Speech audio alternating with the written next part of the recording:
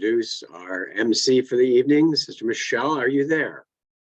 I am, Brother Eric. Can you hear me okay? I can hear you and I can see you, and the veranda looks lovely. I'm actually being a little risky tonight. I'm in my favorite room in my house, and that's my porch. So I thought today of all days, I'm just going to sit on my porch, if that's okay with you, unless it gets too noisy, but that's what this is all about. So I thought it was actually quite appropriate. Om Shanti, everyone. Welcome.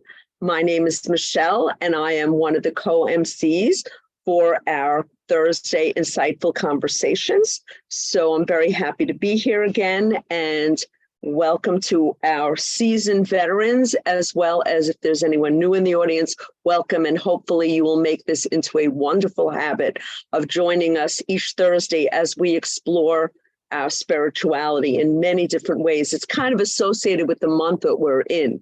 So this is the month of June, one of my favorites, although I find every month has something special to offer. But this month in particular is very special because June 21st, which is the next week actually, is the International Day of Yoga.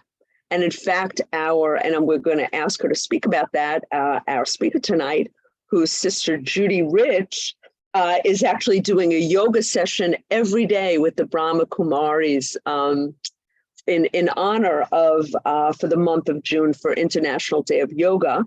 But today we're going to talk, the month talks about yogic silence. And we've been delving with that each week. But when I was thinking, get the point, and I like that, get the point, because that point is always the thing that oftentimes I don't get in my conversations, in what I do. So it's really that clarity that we're going to talk about tonight. And not by accident, I'm sitting on my porch today and all things are going on around me, but oftentimes I'm able to I meditate a lot on the porch. And even when things are going on, I can still have that inner quiet. There's a car going by, my neighbor's driving away. But one time I was able to achieve that calm in such a way in the morning where a bird landed on my arm. Actually thought I was a statue. Needless to say, I did lose it afterwards because I go, what is that? And I look and there's a bird on my arm. And I'm afraid I'm not that well-centered. I kind of went, but that meant that throughout what was going on around me, I was able to achieve, until the bird came, that calmness. And that's what we're going to talk about. We have an increasingly chaotic world. And how do we get to the point, which is that inner state? And it really is the quality of what we bring to the world that changes what we perceive around us, perhaps. And that's not easy for any of us, especially myself. But in the current climate, as I search, and maybe I think you are too, for that inner peace, let peace begin with me. That's what we're going to delve into. And who better than Sister Judi? And if you don't know Sister Judi, this is Judi Rich. We have a couple of Judis. This is Judi Rich, and she is rich with knowledge. I actually met Judi my first time, I think it was my first time at Peace Village. She and her sister Tanya, who's coming next week, I'm going to ask you questions about that, about your sister. She was the facilitator, both of them, about movement. I think it was movement and spirituality, if I remember. That was my first one. That was about 6 years ago. I met you and you delighted me then, and I was hooked. I was just a baby. In fact, Sister Angela used to call me a baby. And because I was a baby. But that weekend really changed me, and that was with Judi Rich. So in addition to currently serving, and one other thing that's very exciting is she is the coordinator for the Brahma Kumaris Center in Canada. So she's coming from us to Canada, which is especially telling. And we're thinking about you in Canada, especially those of us in New York and all over. So hopefully, we're sending good messages to you and to Canada, truly. And she is a graphic designer and a fitness instructor. She is an artist. And I've seen some of her work and I've seen her movement. So this is just wonderful. And one thing that they have in her bio that you think the intensity of activity, we're always, being still and calm, yet she is intense in fitness and activity. And you think that it might not be compatible, but actually she has found that the opposite is true for her, that stillness and silence actually works very well with her level of activity. And it actually is integrated and increases her sense of well-being that she will share with us. So welcome, Sister Judi. I know that was a long-winded description of you, but I can't say enough. Welcome, and we're looking forward to this discussion. Thank you for joining us. Thank you. Thank you, Michelle. That was delightful. I was thoroughly engaged and thinking, Michelle can continue. I think she's doing wonderfully with the talk. I'm going to do great until a bird shows up, but I'm just hoping a bird or something doesn't fly up my nose. We're going to be. I hope so as well, but you are rehearsed now. You've had a rehearsal already. So anyways, thank you very much. That was a very sweet introduction. We will try to live up to it. And yes, we're coming from Canada, and I actually am just the center coordinator in Calgary. So, but no, we would not be out on the porch today because, the weather is just fascinating up here. We have, of course, the smoke fire all the time. So the air quality is very questionable. But today we had winds. There apparently is a tornado about 3 hours away. So if I suddenly just run off, hopefully you'll understand. But it was very windy and actually very cold. It went to about 10 Celsius, which I think is about 50 Fahrenheit today. We're not sure why. So there's lots of reasons to get to the point in these kinds of conditions.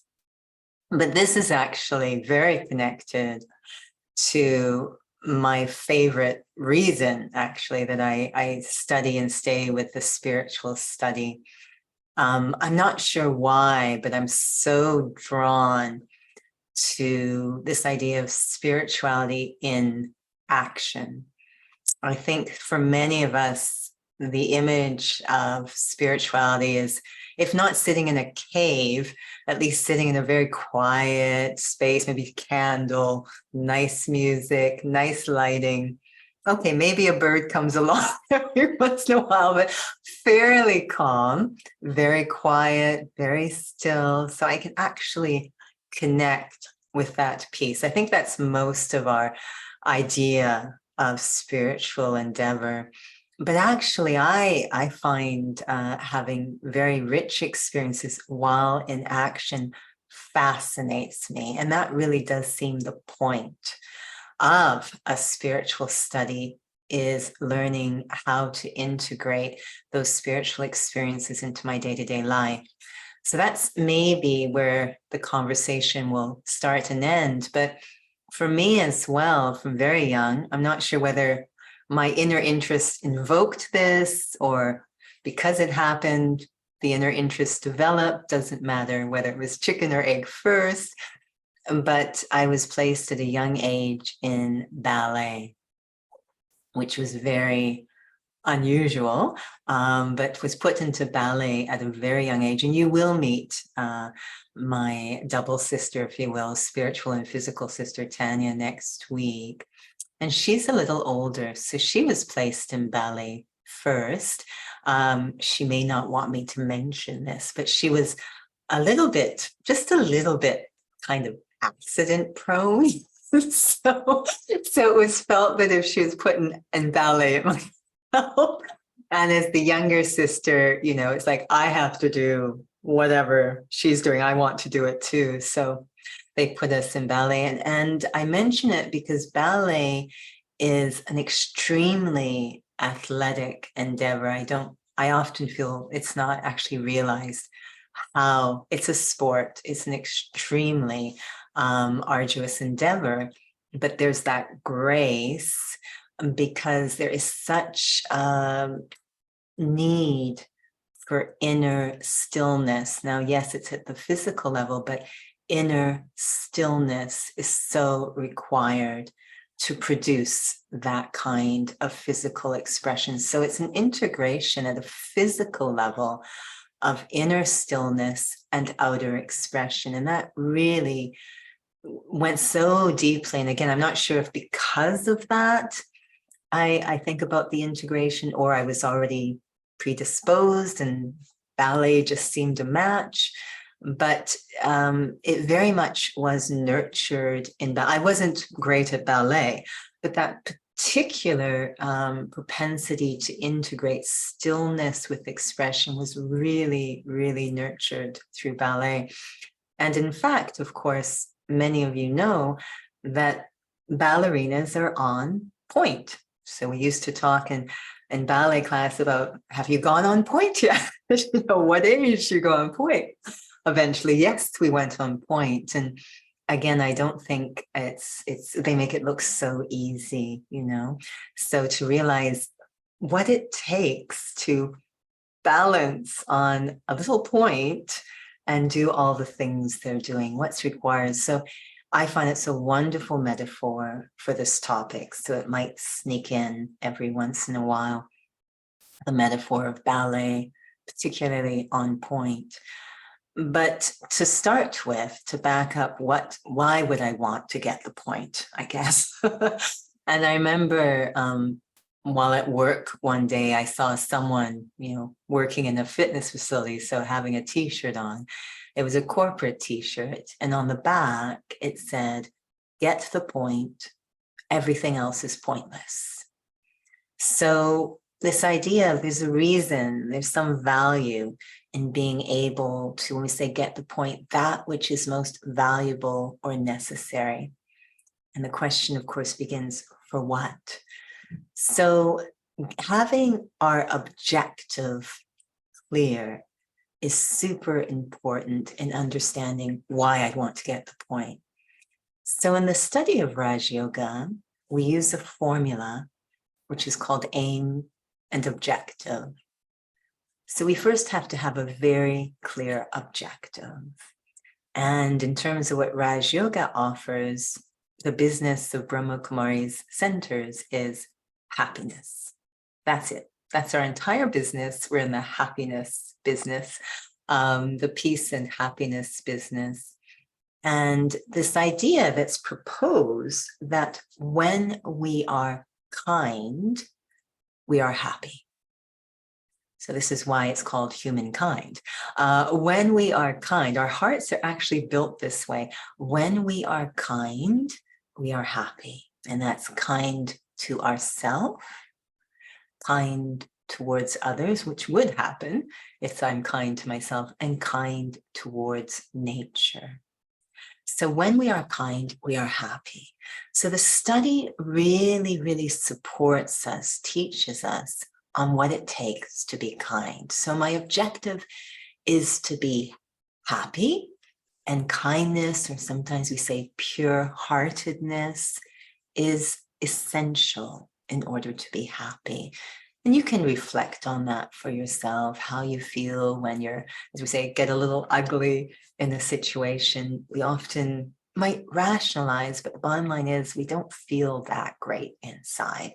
Whereas, when we do these kind acts, again, to the self or others or to nature, it actually lifts us up.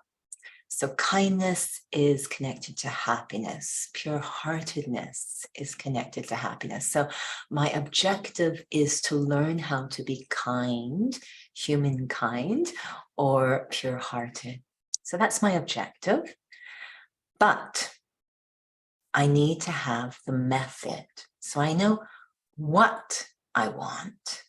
I want to become pure-hearted, but how am I going to do that? So I need a method. And that method is called my aim. Where do I need to aim in order to reach my objective? And the symbol of archery is often connected to meditation, able to focus at the aim. Where I'm going to aim, the method is going to become my point in life. So you can think of that archery circle. I'm trying to hit the center point because that equals happiness. So what is the method I need to embrace in order to remain pure-hearted as I go through the day? Because then I'll be happy, which is what I actually want. So that's the formula we're working at. So that aim becomes my point where I'm going to focus. And we start by saying, well, the aim will be spiritual. And this is a big leap for most of us because we're used to happiness being a reaction to something going on out there in the physical world. So, you know, if someone gives me chocolates, I know this is a very personal example. If someone gives me chocolates, I'm happy. And if maybe someone, as we say, cuts us off in traffic, maybe not so happy. So happiness became connected to the arrangement of external or physical things outside. And we're turning that on the head. We're suggesting that happiness is a product of what's coming from inside. And that's going to be non-physical or spiritual. So my aim, my point will be spiritual. So here's where we're going to start to bring in the dancing example. So let's try this because I think it's good if you feel it yourself. So if you can, I know for some it's not possible. If you can, I'm going to ask you to stand up. So if you can stand up, go ahead. I know as you're listening to this, you probably stay seated, but if you can stand up, I'm staying seated because if I don't, you'll just see the belly button. So go ahead, stand up. It's good for you. Excellent. So as you're standing, I'm going to ask you to stand with your feet about shoulder width apart, about shoulder width apart. Okay. So this is not a problem for most of us. We can pretty much stay upright, standing in this way. Not a problem. Yes? Okay, fantastic. Now I'm going to ask you to stand with your feet together. Bring your feet right together. This is called reducing the base of support or your foundation. So I'm going to ask you to stand with your feet together. Just notice if there's any change in terms of what we call balancing or staying upright. When you stand with your feet together, we just reduced your base of support. Wonderful. Okay, now make sure it's safe around you because here comes your next challenge. I'm going to ask you to stay standing with your feet together, but now close your eyes. Notice what happens. Is there a change in balancing? Open your eyes if you're about to fall over. Okay. Take a deep breath. Next movement we're going to do is I'm going to ask you, and if you need to hang on to something at some point without falling over, that's fine, but stand on one foot. You don't have to lift the other foot high, just a few inches off the ground, but standing on one foot. Now we're really reducing your base, your foundation. So you're getting closer to that dancer who stands on a point, right? You've still got the whole foot, a tripod, big toe, little toe, heel, but you're getting closer. So again, notice what happens in having to stay upright. Are you ready? Staying on one foot. Now I can see a couple of you, so I'm going to watch and make sure, okay, get ready. Close your eyes. Standing on one foot. Close. Are we okay? And once you've experimented, go ahead, have a seat. So, oh, you're flying off. Fly to your seat, fly to your seat. So this idea in dance of balance. So the dancer is staying on that point through something called balance. Tolerance is also what's required, but that's another conversation, just focusing on balance. So maintaining balance is huge for staying on point in dance. And balance requires a few elements. One of them is called proprioceptive feedback, which is nervous system. You notice your visual and auditory system, closing your eyes made a difference, but the biggie is your core, what's called alignment. Muscle system and placement of bones, alignment, huge in maintaining balance, staying on point. The same works in day-to-day life. Really, to be able to maintain that pure-heartedness, that kindness, is going to require a tremendous amount of balance. This feeling of almost being in the world, but not affected by what's going on. This is a state of balance. To be very much a witness to everything, very aware of everything, but very loving towards everything. So balance is the secret to maintaining that pure-heartedness. Again, that's what I'm going to have to stay on point. How am I going to do it? What do I need to focus on to maintain that balance as I move through the world?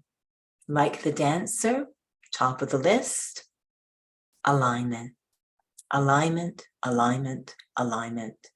So that will always be the point. In every situation, that will be the point. We tend to think a lot about outcomes in situations. And so this is going to be a stretch for us to say the outcome, the product, the result, the quantity is not the point. But what's going on inside my alignment is the point. The other day, we received a beautiful blessing, and it talked about this idea of things done from the heart are of the highest energy. So it's not what I'm doing, it's how I'm doing it from the heart. So I'm going to have to focus a lot internally, and we're so used to looking outside for that happiness, for indicators of success, but that's actually not the point for my objective, which is to be kind, to maintain that balance. I'm going to have to pay attention inside. There was a beautiful Buddhist quote the other day I heard. It said, to get out, go in. So to get out of states of sorrow or states of anxiety, or go in. So I'm going to have to focus inwards. This is where the point is inside. This is where the seed of the problem is inside, not out there. If I'm feeling any anxiety, any discomfort, any peacelessness, any confusion, any worry, the point, go inside. I'm out of balance. I'm out of balance. And balance, I hear people many times talk about it as if it's a this or that situation. So, work-life balance, I need to work less and live more. It's a this or that. But that actually is not how balance is used in movement at all. Balance means I don't fall down. It means I stay upright. So I'm activating what needs to be activated to stay upright. In spirituality, upright means dignity. So to maintain personal dignity, I need balance. Balance is a lot created through alignment. Now, in movement, alignment comes from body awareness. Very aware of what my core muscles are doing and how the bones are arranged.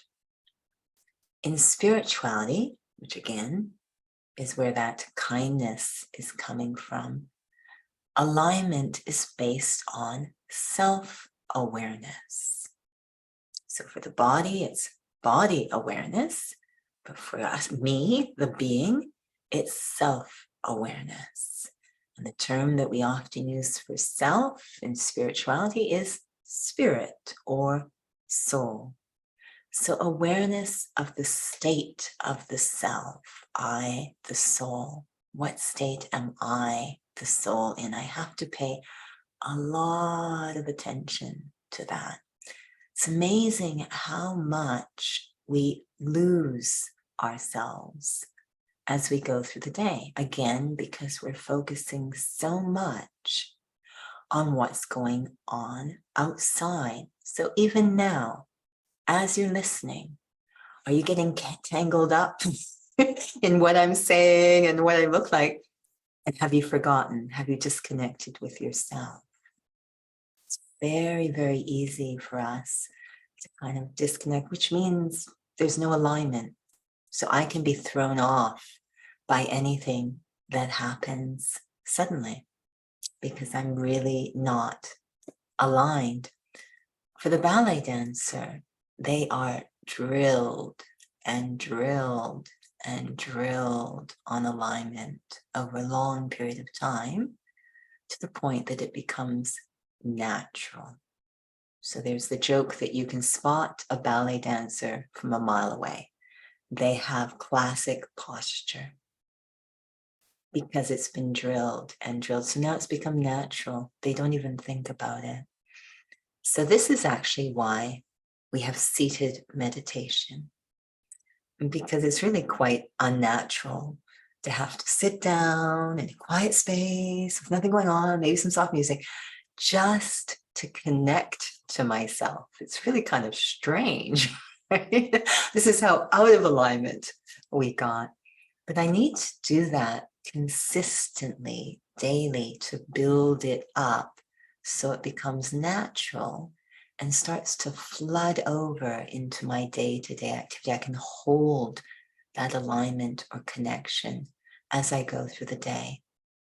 So being able to be aware of the self as a soul, which we call a point of living, conscious, spiritual energy.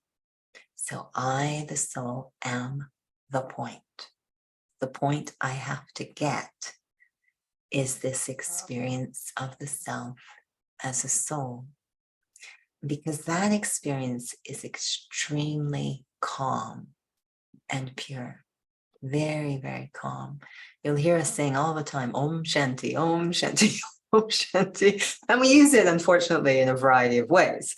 It could be hello, Om Shanti, hello, or Om Shanti, goodbye, or Om Shanti, can I have your attention? Or Om Shanti, I'm done with you now, you can go. So unfortunately, that isn't really what it's meant to remind us of. We say Om Shanti, it means I am a soul, a being of peace. Very, very deep peace, a very different peace than what we might get from external stimuli. I live in a part of the world which is extremely beautiful in terms of nature. It's near the Rocky Mountains. Normally, the skies are big and blue, not so much today. They're quite gray and hazy, but it's quite beautiful. People come here from around the world to ski or hike. And when they're in that nature, they feel the sense of peace. It is, of course, again, being activated through external stimuli. And I have a theory that as they're in that nature, they're not thinking about their work or their worries. And that release allows that peace to emerge. But to be able to touch the peace that comes from remembering the self, I am a soul, this incredible point of peaceful energy. It's what I'm made of, actually. A deep, deep peace that is completely independent of what is going on around me. To be able to touch that experience is very unique. This is why we sit in meditation, have to kind of this artificial type of thing that we do, because we got so distant from that connection. It takes a lot of care to restore that connection, that experience of myself as a soul. So I want to strengthen it, strengthen it, strengthen it, strengthen it until I'm able to start to integrate it into my day-to-day life. This is what we do in terms of fitness. It's really not natural to go into a plank or to do push-ups or sit-ups. I mean, that's not how we wander around during the day. No one wanders around, walks around in a plank, or sits there doing push-ups as they travel down the street. No one does. It's very unusual. But what we're doing is, in an artificial way, we're activating those stabilizer muscles with the idea that it would integrate into my acts of daily living. We're noticing that often doesn't happen. And that fascinates me. So the feeling I get is we really have to check what we're doing when we're practicing these exercises. They too can become quite facility dependent or artificial. So I want to really keep checking, even as I'm moving around.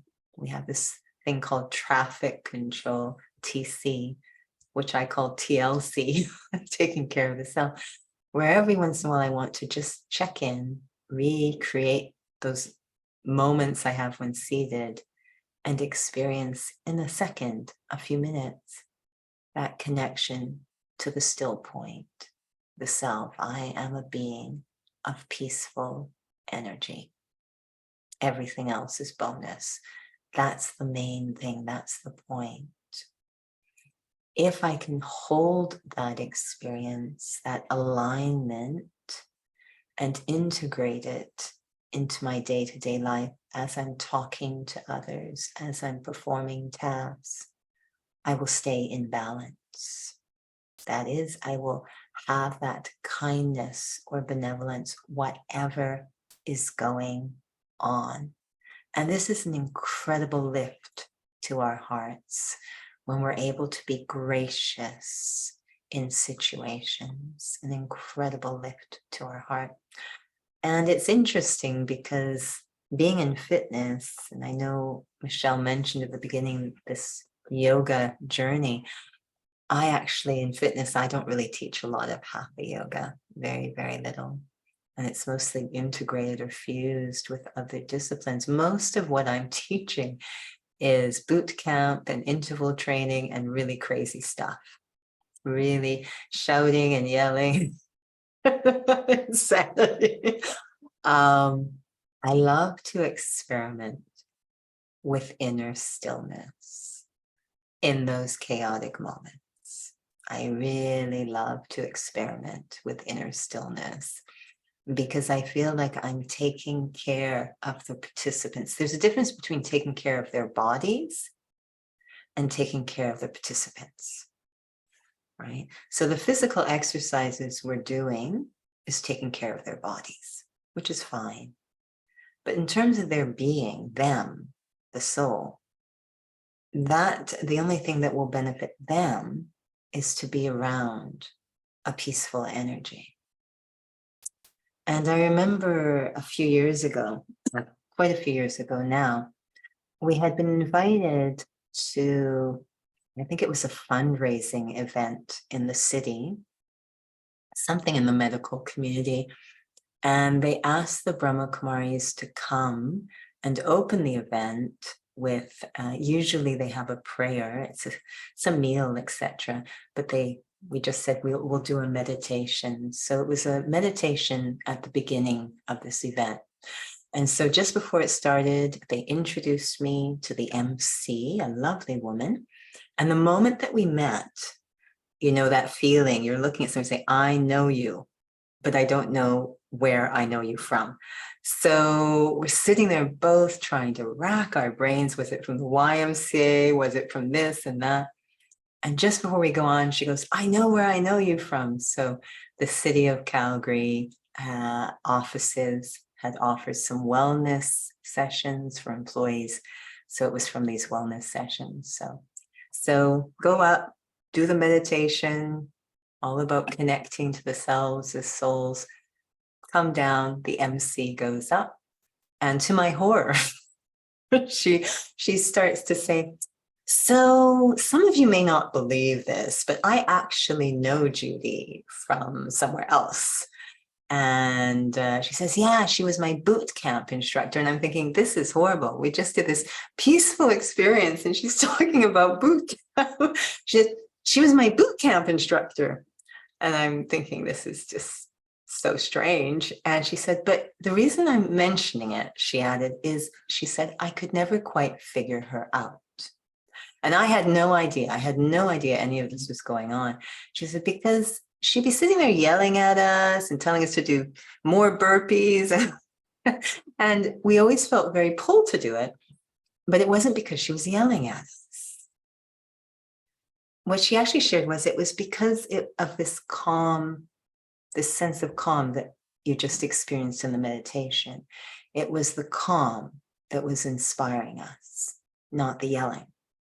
So being able to maintain the point, that very pure, peaceful experience of the self, is a very high form of kindness, both to the self and to others and to nature. We're used to taking from nature, expecting nature to make us feel better. And when it doesn't act the way we want, we get upset with it. You know, like today it's tornado. And I'm just feeling, oh, it needs so much peace. It needs so much peace as I'm walking through, trying not to be blown away, staying peaceful. It needs so much peace. So it's a very high form of kindness. And remember again, that balance, kindness in any situation is going to make my heart happy, which is my objective. So to maintain that point, that connection to the self as a point of deeply peaceful energy, living peace, to me, that's the point all the time. When I was at the YMCA, we would every once in a while have these team bonding days. If you've worked in organizations, you may have done this too. So they have a half day or full day where I was in the communications team. There was about 8 of us. We would move away from the facility, go off and have a bonding day. And on this particular instance, they had hired a facilitator to come in and do, I'm sure you've done it, personality typing. This was by color, so that we could be aware. It was a very beautiful objective, actually. We could be aware of each other's personality, and having that understanding would mean we'd be less critical, if you will. If I know that that person tends to like things organized a certain way, that explains a lot to me why they're doing what they're doing. It might be different from what I do, but I understand them more fully. So we had this beautiful team bonding day. And so it was self-selecting. We had a questionnaire, and at the end of the questionnaire, the points given, you knew what color you were. So our 3 managers were all the same color, which was fascinating. So they were visionaries who tend to focus on tasks. They tend not to really comment on people. They assume competence, so they won't tell you you're doing well. They will only correct you if you've done something wrong. So it helped a lot to know this about them. Doesn't mean they don't think you're doing a great job. They're just not going to tell you because they assume competence. And 2 of our people, and what happened is we were given a task. We were given what's it called? A kit, a box that was filled with different items, tissue paper, etc. And we had to do whatever we wanted with the content, build something, whatever. So our 3 managers started to build these they were very creative and crazy stuff. And I watched them, and they would literally take each other's and fix it and give it back without asking. And they were all fine with it. They really felt they're visionaries in the task. And so they were fascinating to watch. And then 2 of our people on our team were what we call gold. They like things organized. They like to play by the rules. If they're setting the rules, great. So they never got very far because they were spending their time taking inventory of their kit and creating an organization system. So that's what they were busy doing. One of our team members was Orange, and she was actually with the First Nations team. So I think she has to be an out-of-the-box thinker. And they just cannot be conventional. They are the ones that will actually just leave the room, which is what she did, because why are we doing this? And go off and, I don't know, pull the fire alarm or something. So that's really good to know about her. But I was alone and I was blue. And absolutely, Meghna will answer that. And blue people just care about people. They just care about people. Is everyone okay? I think people who are attracted to spirituality are blue people, which is usually associated with calm. They just care about people. That is the point to them. Not the projects, not the tasks. People come first. So they're very keen to know the method to be able to do that. So I'm going to quickly, because I can see the time, quickly look at this question. Can you please elaborate more on how you maintained inner peace while you're guiding the group on physical exercise? So top of the list is my daily practice. So starting every day, during the day, ending the day with what we call these seated moments of focusing completely on connecting to the self, experiencing the self, the soul. In other words, I'm building a muscle, a spiritual muscle. And that muscle will then be there for me when I'm acting and interacting. So often I might cue myself to get on the page before starting a class, to not necessarily see them just as workers in a corporate setting, but to see them as souls. That awareness, again, what alignment is to the body, awareness is to the soul.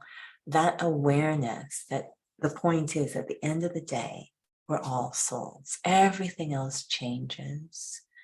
Their positions, their workplace, it all will change. But what's constant, what's at the core, is everyone's a soul, which means everyone is so hungry to experience peace, their true nature. So I set that awareness, and I'm often teaching in corporate settings or to people who function in circles I'll never really wander around in. CEOs of this company, etc., oil and gas is huge. They're living in a different world, but what I can connect with them on is to remember that they too are souls, and they too are ultimately hungry for an experience of well-being. Another trick I often use is to focus a lot on physical alignment. If we can awaken awareness, even on a gross level, a sensitivity to subtlety in people, we've moved them a step closer to spirituality. So I tend to be the one in class who's cueing non-stop, even in boot camp, to be aware of their inner alignment, aware of their inner alignment. What we're trying to do is build a sensitivity to subtlety awareness. Then it will be easier to keep going deeper and deeper into subtlety and eventually going into spirituality. So that's something I really like to do in fitness classes, is focus on the subtle aspects of movement. It keeps me connected to the subtle and moves them closer to the subtle. I don't know if that answered the question, but thank you for asking. That's a whole, probably another hour. We'll lead you through a fitness class and then we'll see how it goes. Are there any other questions or thoughts that anyone wants to share? Sister Judi, I was just wondering, I tipped my hand when we spoke before. I find, about your relationship with your sister. I mean, so too, the fact that you shared ballet, which was interesting. Well, not interesting, actually, it makes perfect sense that, you the younger sister wants to do what the older sister does. But the spirituality, in terms of, she followed you, you're the younger sister. You were studying spirituality, and she joined you later. But I remember you had said that it took a while. It was drop, drop, drop. And now, are you both prima ballerinas, so to speak, in terms of where you are? I think, I don't want to, I'm just being cute, prima yeah, I'm saying, are you, everyone's on their own path, but are you aligned in that way? And I wonder if you could speak to that, because a lot of us have family members, and some are part of the spirit, study, and some do not. But I just thought, I don't take it for granted that you're doing this with your sister. mm-hmm. I think that before we came into spirituality, we both had very similar ways of looking at the world. So I remember once being very young, both of us would talk, even very young, that the feeling of, because we were both, of course, had the same parents, and it was a very, what should we say, hybrid household. So it was an interracial marriage, and our parents we used to joke, as different as black and white. One was very academic, one was very artistic, and on it goes. One was tall, one was short, one liked to cook, the other one liked to eat. So integration was common to us both. And the experience often when you're in, not always, I won't generalize, but for both of us, it seemed to be the case that we didn't understand the concept of being put in a box, because none of the boxes worked. So we were both very much searching for, who are we? What is our purpose? This was common to both of us. We didn't really feel connected to identifying by the package or the skills. And on top of that, we had very lovely, liberal-minded parents who didn't put us in boxes. They really taught us to be very liberal thinkers. So we had that similar upbringing. So I knew that this would resonate with her. And one of the things about kindness and spirituality is to be respectful of others and their journey. So I knew that this would interest her, but I never felt I should push it on her. So, she seemed to enjoy talking about it. So at her, request, if you will, we would talk about it. I would send her things, and she seemed very interested. So it was drop by drop that she was exposed to this information through really my experience, which I know she could resonate with, if you will. And I think that's the thing, is if we can be, if others will get from us whatever we have sincerely absorbed ourselves. So when it comes to family members, I think that A, they want to see you happy, but B, the more that you just become natural in your spirituality, the less threatening it will be to them, and the more appealing, actually. So that's really how we both are a walk the talk kind of people. So that's what she really, I think, was interested in, is seeing changes in me. She knew what I was like before, so that was very natural and not forcing. And that's maybe why it took so long, for her to find it. But when she did, she hit the ground running, and we both continue to be able to have very meaningful conversations around spirituality. So it's a really lovely spiritual relationship. Sorry, Michelle. You're muted. Yeah, no, I just thank you. That was lovely. That was a great, and also that can be used not just with you. There's a dog barking. You'll forgive me. That's also why I'm muted. It's not so quiet, but that's an angry dog or a happy dog. I'm going to say it's a happy dog. But I just thought that was, who you are. And when you're on point, the more you're on point, the more you're able to share that with others. And it's not the talk, as you say, it's the walk that attracts them. I love when you said, that you walk the talk. Anyone can talk and explain it.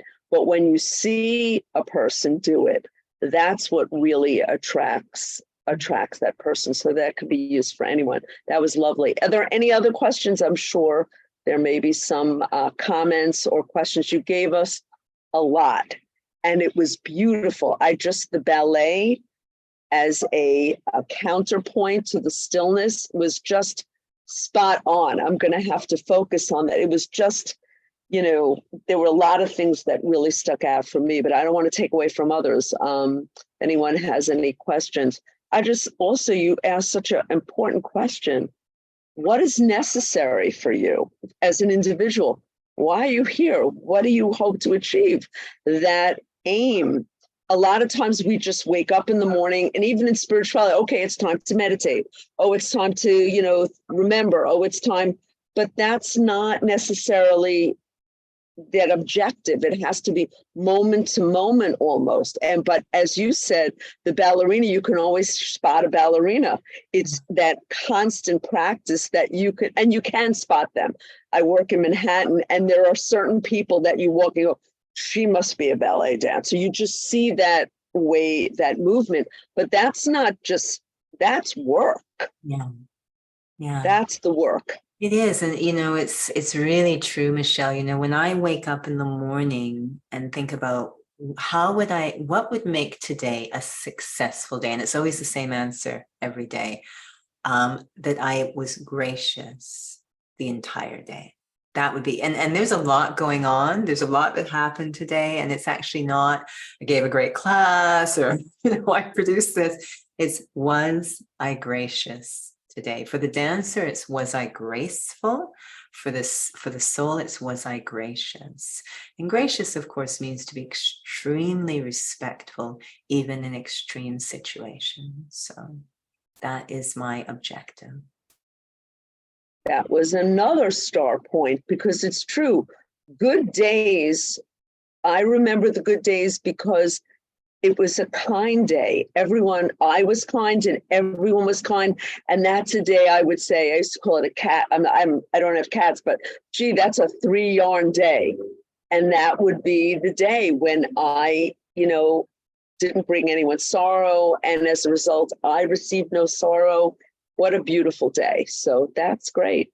Yes. Don't know. I don't see any comments in there. You may be getting questions and I'm not.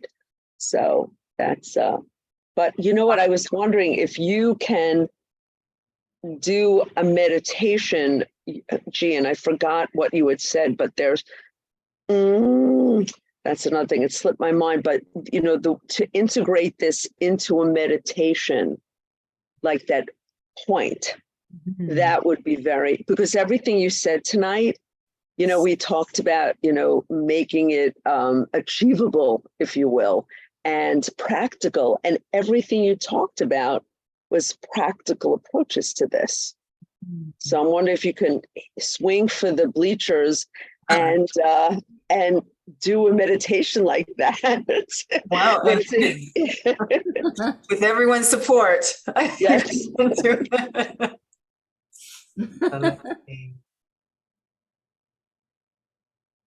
So sitting, we say comfortably, but even sitting royally, this feeling that I'm about to engage in an experience that's very, very sacred.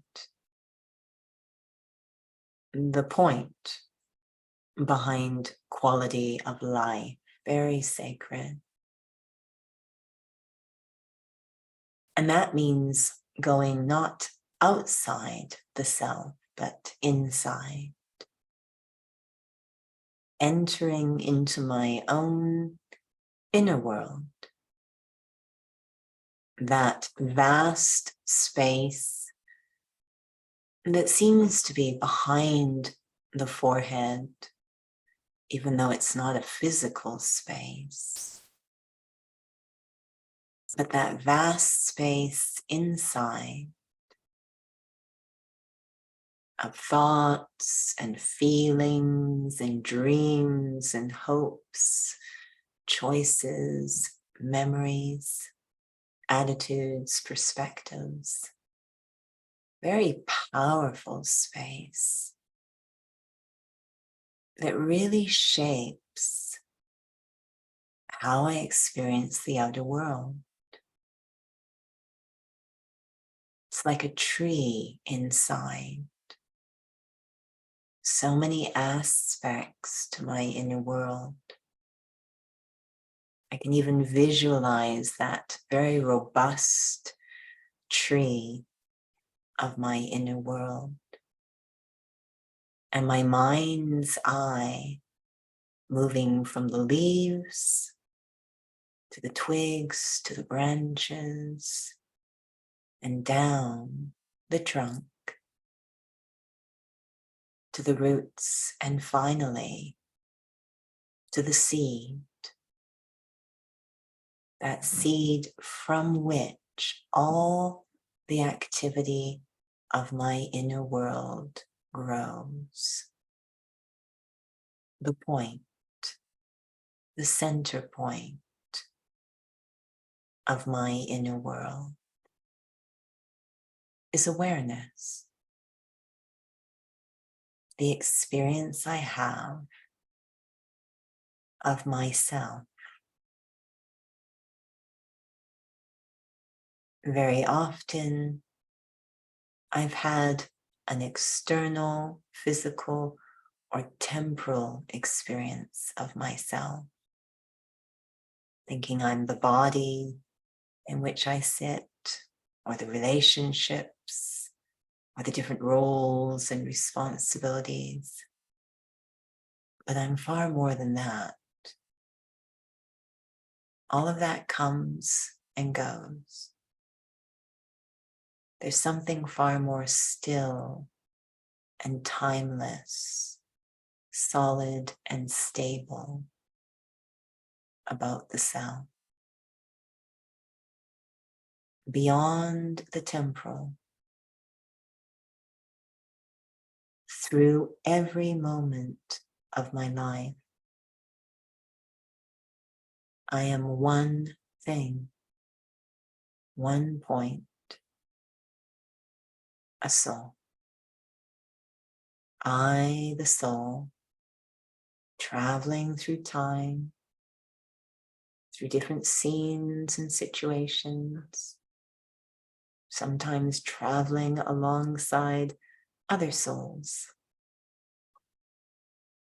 I am this wondrous, delicate being operating through the body. I am life itself. As long as I am in this body, it will be living too. I am what brings life to this body. But not just life. I bring quality of life. Packed within me, the point, the soul, is a vast world of qualities. The most sought after resources in the world all reside within me, the point. Peace, love, bliss, truth, balance, kindness. All of it is within me. A remarkable, tiny point of life. I, the soul. I am the point. And every day, if I can take moments drop by drop to align with this deep experience of the self, to experience myself as that being of peace, that being of love, that being of kindness, the point will become stronger and stronger. The seed, the self, will create such a beautiful tree inside that will deeply impact every thought, word, and deed I express. Nurturing the point will completely change the quality of my life and perhaps the quality of others around me too. Get the point. Care for the self as a spiritual being. Om Shanti.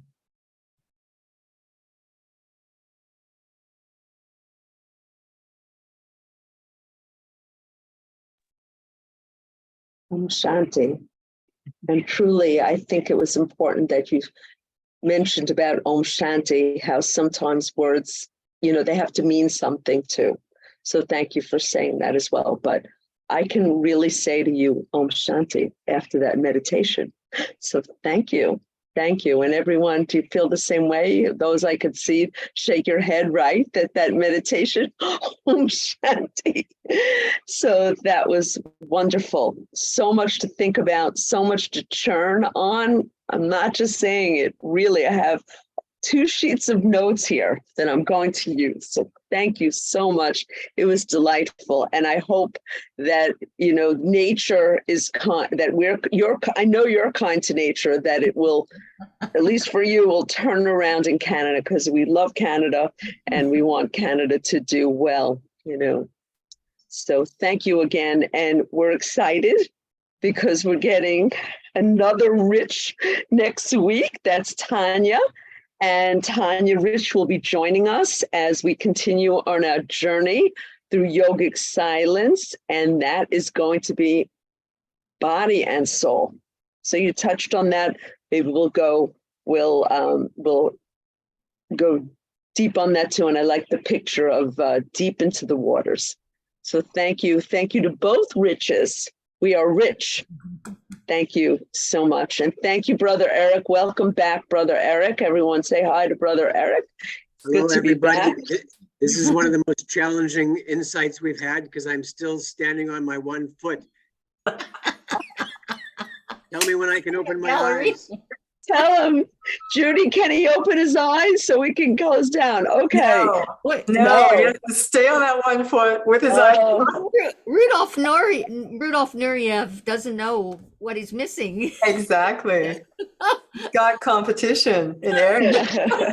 I loved your Thank you, Judi. Thank you, Michelle. And thank you, everyone, for coming. Thank you. I hope you are able to navigate and dance through your day tomorrow. It's been wonderful so much. See you next week, everyone. Thank you. Bye-bye. Om Bye-bye. Bye. Bye-bye.